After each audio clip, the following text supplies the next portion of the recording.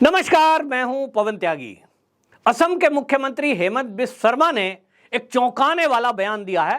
हालांकि ये शब्द हम राष्ट्रीय स्वयंसेवक संघ के जो सरसंचालक जी हैं या जो बाकी स्वयंसेवक हैं उनके मुंह से तो हमेशा सुनते आए हैं कि भारत हिंदू राष्ट्र है, हिंदू राष्ट्र ही था और इसको संविधान में हिंदू राष्ट्र लिखना चाहिए था। लेकिन किन्हीं लोगों ने जो संविधान रचा था उस कमेटी ने उस शब्द को नहीं लिखा। लेकिन अब असम के मुख्यमंत्री हेमंत बिस्व शर्मा ने बाकायदा गुजरात के अंदर एक प्रेस कॉन्फ्रेंस में ये खुलकर बोल दिया कि संविधान निर्माता समिति जो थी उनको ये लिख देना चाहिए था कि भारत एक हिंदू राष्ट्र है, संविधान में लिखते। और उसका रीजन भी है, और रीजन ये है कि जब 1947 में जो राजनीति में लोग थे, अंग्रेजों के विरुद्ध मिलकर जो लड़ाई लड़ रहे थे, उसमें अगर ये बैठकर टेबल पे तय हुआ कि भैया धर्म के नाम पर हम तो गाय को पूजा करने वाले, गाय को माता मानने वाले, गाय के अंदर देवता का दर्शन करने वाले इन लोगों के साथ रह नहीं सकेंगे, हम तो गाय को खाने वाले हैं, गाय को काटने वाले हैं। और इसलिए दो अलग अलग विचारधारा है, एक गाय को काटने कर खाने वाली, एक गाय को माता और देवता मानने वाली। तो उस समय कुछ लोगों ने तय किया भाई हम दो एक साथ नहीं रह सकते, हमारी विचारधारा बिल्कुल विपरीत है। तब जब कागज पेन पर यह देश का बंटवारा हो रहा था तो उन्होंने कहा हमें तो चाहिए पाकिस्तान, पाक स्थान, इस्लामिक राष्ट्र, जहां इस्लाम के जानने वाले मानने वाले लोग रहेंगे। और उस बंटवारे में 10 लाख के करीब हिंदू मुस्लिमों के कत्ल हुए, इसी कारण कि भाई तुम भारत में जो मुसलमान थे उनको यहां के लोग कह रहे थे तुम जाओ पाकिस्तान, और पाकिस्तान में जो हिंदू थे और सिख थे और दलित थे उनको वहां के लोग मुसलमान कह रहे थे तुम जाओ हिंदुस्तान। इस अदला बदली में 10 लाख लोगों का कत्लेआम हुआ, 6 लाख हिंदू महिलाओं के साथ रेप हुए। और इतना दुखद बंटवारा, दुर्भाग्यपूर्ण बंटवारा हुआ धर्म के आधार पर। तो जब एक इस्लामिक राष्ट्र बन गया पाकिस्तान, वहां का झंडा उनके हिसाब से है, वहां का संविधान उसके हिसाब से है, नियम कायदे कानून सब उन्होंने इस्लामिक राष्ट्र के हिसाब से बना दिए। तब दूसरा टुकड़ा जो हिंदुओं के लिए बचा वो तो हिंदू राष्ट्र है, इतनी सी बात है। लेकिन इसको लेकर सेकुलर देश, ये सुनते सुनते कान पक गए। हमें सेकुलर बताकर और यहां हिंदुओं के प्रति षड्यंत्र किए गए, यहां सनातन संस्कृति का विध्वंस किया गया, इतिहास में तोड़ मरोड़ कर तथ्यों को लिखा गया, झूठ परोसा गया। और आज देश की आजादी को 75 साल होने को आए, 75 साल आते आते देश की आजादी को, इस देश को एक धर्मशाला बनाकर रख दिया। एक तरफ पाकिस्तान जहां हिंदू आज मात्र 1% रह गया है, सब भगा दिए या कन्वर्ट कर लिए, जबरन लड़कियों को उठा के ले जाया जा रहा है, हिंदुओं का घर छोड़ छोड़ कर आने को मजबूर है, वहां यह दुर्दशा है।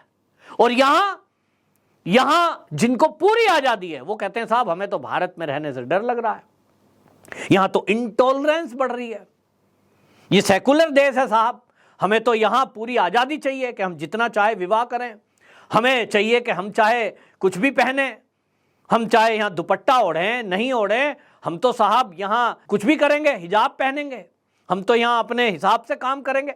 और इस तरह की जो बातें करने वाले लोग हैं उनको ये समझना चाहिए कि भाई धर्म का आधार पर जब चीज बंटवारा हो गया तो आप यहां रहिए। क्योंकि जैसा हेमंत बिस्व शर्मा जी ने कहा कि हिंदू जो है हमेशा से सहिष्णु रहा है और वो सर्वधर्म संभाव वाली भावना में रहा है, उसको लगा कि सभी धर्म बराबर है। चलिए भाई, जो लोग यहां रह गए, देश छोड़कर नहीं जाना चाहते हैं, वो कह रहे हैं कि भारत माता ही हमारी भी माता है, हम यहां रहना चाहते हैं और हम हिंदुओं के बीच रह लेंगे, हमें कोई प्रॉब्लम नहीं है।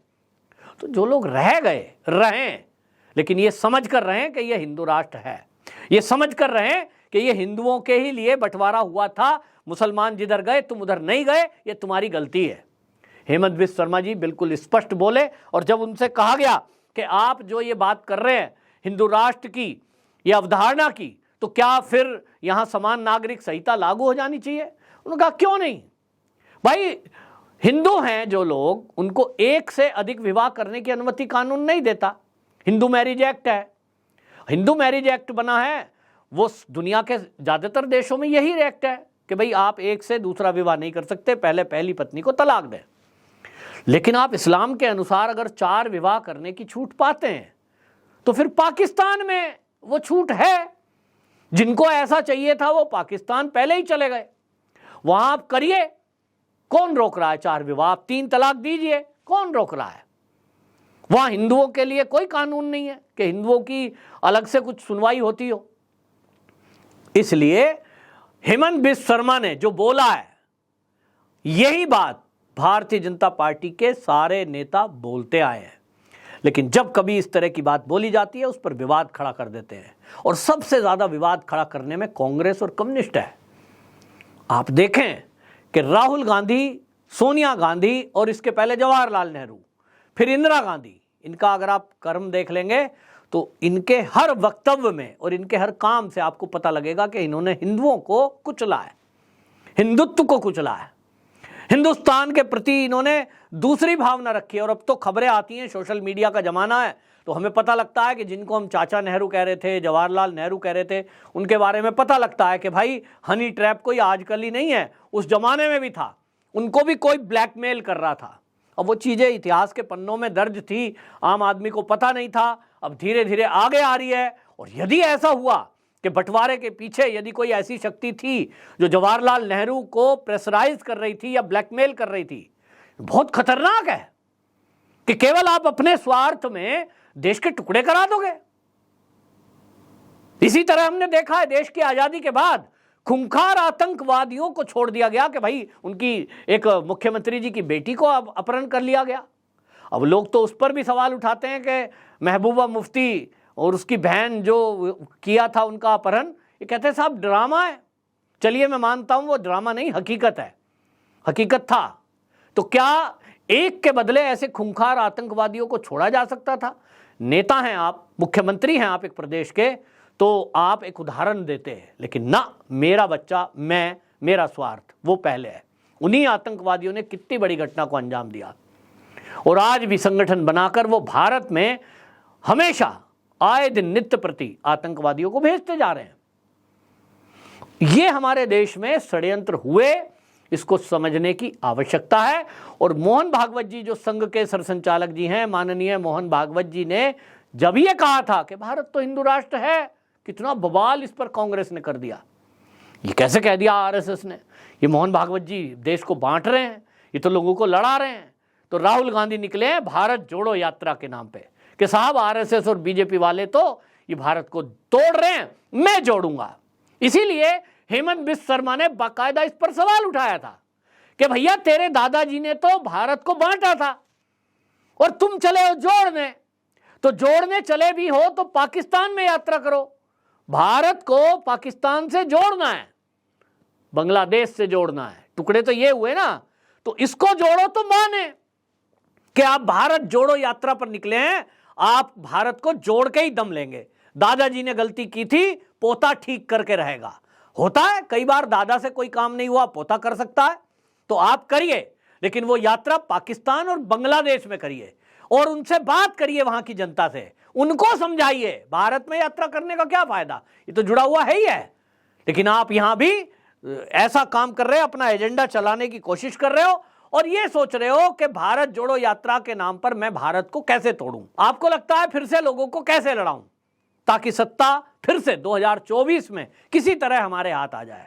क्योंकि जब से सत्ता हाथ से कांग्रेस के गई है, आप देखें कई बड़े आंदोलन कराने की कांग्रेसियों ने कोशिश की और अब तो कम्युनिस्ट कांग्रेस खुलकर सामने आ गए, टीएमसी से मिल गए, एनसीपी से मिल गए और मिलकर के ये तय कर रहे हैं कि किसी तरह भाजपा को आने से रोक दो, क्योंकि ये ना खाएगी ना खाने देगी, ये ना भ्रष्टाचार करने देंगे, तो देश विरोधी एक्टिविटी तो कतई नहीं करने देंगे। तो हेमंत बिस्व शर्मा जी का जो बयान है हिंदू राष्ट्र को लेकर, वाकई में ये तो उन्होंने हकीकत बोला है। और अब आपको बता दूं, हेमंत बिस्व शर्मा जी बेबाकी से जो बात रखते हैं, आज वो एक स्टेट से बढ़कर राष्ट्रीय लीडरशिप की तरफ चल पड़े हैं। और आप ये भी याद रखिए कि वो एक दिन कांग्रेसी थे, भाजपा के टच में आए तो उनकी सोच बदली है कि मैं कहां था। वो बोलते हैं कि देश विरोधी एक्टिविटी कांग्रेस करती है, हिंदू विरोधी एक्टिविटी करती है, मैं वहां गलत था।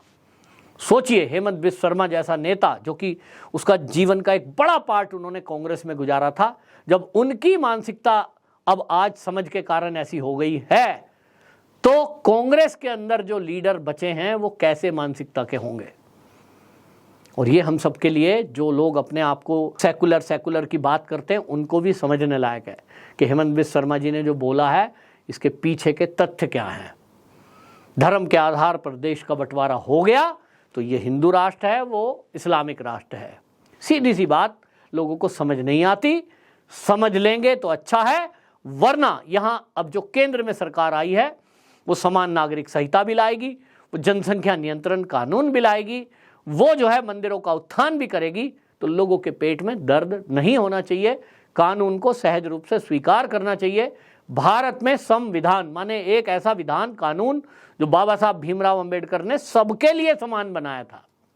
हिंदू हो या मुसलमान, ईसाई हो या जैन, बौद्ध हो या कोई, सब उस कानून को मानेंगे। लेकिन बड़े षड्यंत्र के साथ, दुर्भावना के साथ बाबा साहब का बनाया हुआ कानून, उसमें कई चीजें अमेंडमेंट करके और फेर बदल करके अपने हिसाब से गोटियां फिट कर दी, ताकि इस देश का दलित और गरीब होता चला जाए और यहां एक धर्म विशेष के लोग वो इस देश पे फिर से कब्जा कर लें और इस देश के कई टुकड़े कर दें।